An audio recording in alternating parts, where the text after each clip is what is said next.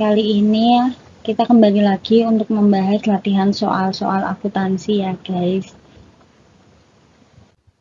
Di sini ada perusahaan Papan Sejahtera, lalu ada buku besarnya pada akhir bulan Mei 2011, lalu ini transaksi bulan Juni 2011. Bisa di skip sendiri ya guys untuk latihan soalnya. Untuk transaksi yang pertama dibayar sewa kantor, maka jurnalnya beban sewa di debit, kasnya di kredit. Tanggal 2, dibeli perlengkapan secara kredit. Secara kredit berarti perlengkapan kantor itu aset, berarti menambah aset di debit 1.500.000, utang usahanya di kredit 1.500.000 karena kita mengutang, jadi utang kita bertambah.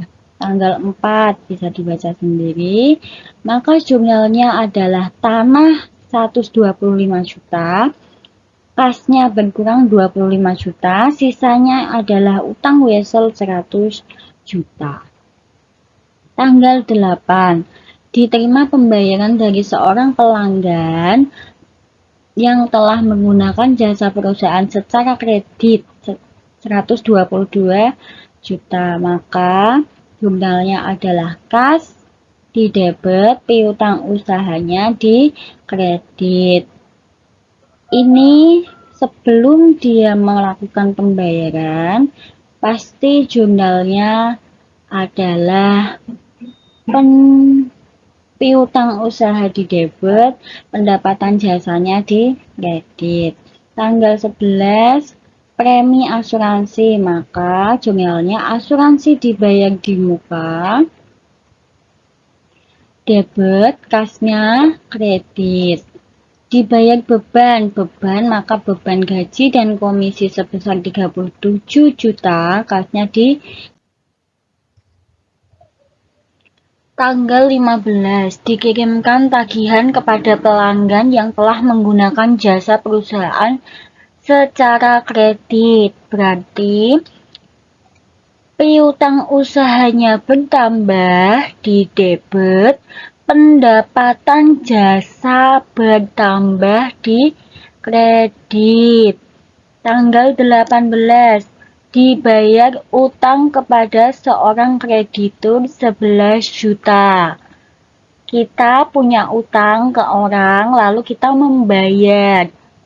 Jurnalnya, utang usaha bertambah di debit, kas berkurang di kredit. Tanggal 19, dikembalikan sebagian dari perlengkapan yang dibeli secara kredit pada tanggal 2 Juni yang lalu. Harga perlengkapan yang dikembalikan 750.000. Ini adalah return pembelian. Return pembelian itu pengaruhnya kalau kita melakukan pembayaran secara tunai, maka mengurangi harga pembelian. Tapi karena kita kredit, berarti mengurangi utang usaha. Utang usaha berkurang di debit, perlengkapan kantor berkurang juga di kredit. Tanggal 20, diterima pembayaran dari seorang pelanggan yang telah menggunakan jasa perusahaan secara kredit. Seperti yang tadi, pembayaran secara kredit, diterima pembayaran, tapi diterima pembayaran dari seorang pelanggan yang telah menggunakan jasa perusahaan secara kredit. Pembayarannya kas di debit, piutang usahanya di kredit, karena sebelumnya ini pasti seperti yang tanggal 15 ini. Jurnalnya saat dikirimkan tagihan. Tanggal 23, dibayar beban advertensi, beban iklan. beban di debit, kas, kredit. 25. Ditemukan kesalahan perhitungan beban komisi, yaitu terlalu besar. Diterima pengembalian uang sejumlah 500.000. Ini masuknya ke jurnal koreksi ya guys, tapi nggak apa-apa kita lakukan di jurnal umum ini. Jadi karena kita menerima pengembalian uang, kasnya bertambah debit, lalu bebannya di kredit. Tanggal 29 dibayar beban-beban. Beban-beban berarti beban kendaraan, debit, kas, kredit. 30 juga sama beban ya, berarti bebannya di debit, kasnya di kredit. 30 dikirimkan tagihan kepada pelanggan. Apa hayo tadi? Piutang usaha di debit, pendapatan jasa di kredit. 30 dibayar beban lagi, sama beban gaji, debit, kas, kredit. Dibayar keperluan pribadi, jadi kalau keperluan pribadi, prive, debit, kas, kredit. Lalu kita membuat buku besar. Buku besar karena di soal ini terdapat neraca saldo bulan Mei, maka di buku besarnya terdapat saldo awal. Saldo awal dimasukkan sesuai dengan nama-nama akun yang ada, barulah diisi dengan transaksi-transaksi yang ada di jurnal umum. Nah, 11 kas.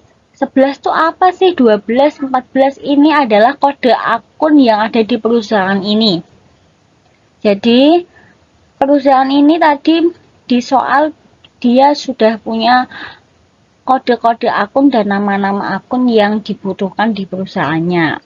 Nah, cara membuat buku besar yang sudah ada kode akun dan nama akunnya menjadi seperti ini. Yang saya gunakan buku besar bentuk T. Besok-besok saya kasih lihat bentuk kontrol ya. Bentuk lainnya selain T ini. Nah, setelah yang biru ini saldo awal ya guys. Yang biru ini saldo awal. Nah, yang kuning ini saldo akhir. Saldo awalnya juga dimasukkan sesuai dengan saldo normal akun. Kas, saldo normal akunnya di mana? Di debit, berarti sebelah kiri. Kalau utang saldo normalnya berada di kredit, maka diletakkan di sebelah kanan. Setelah itu kita membuat laporan laba rugi. Laporan laba rugi itu terdiri dari apa saja? Pendapatan dikurangi beban-beban. Jadilah laporan laba atau rugi. Pendapatan jasa 803. Kita lihat apakah betul. 803. Lalu semua beban-beban dimasukkan dan ditotal untuk mengurangi pendapatan, ya.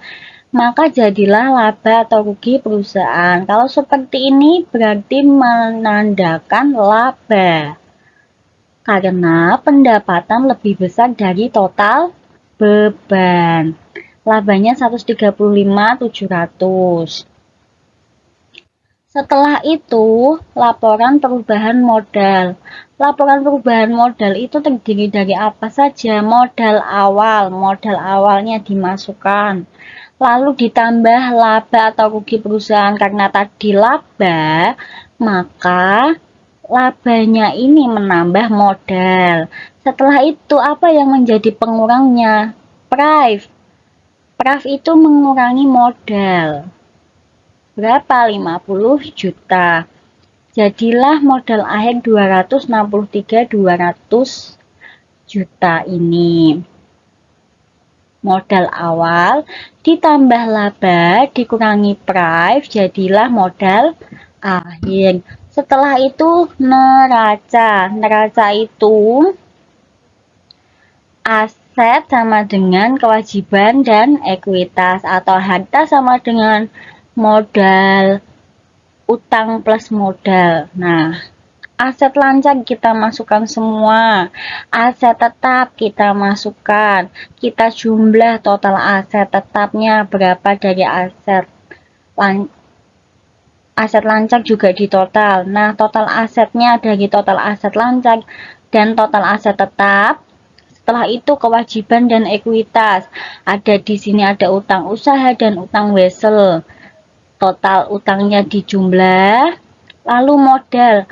Modalnya itu diambil dari laporan perubahan modal ya guys. Yang tadi 263, 200. Di total lah, total utang dan modal ini dijumlahkan. Apakah balance? Oh, balance berarti sudah benar.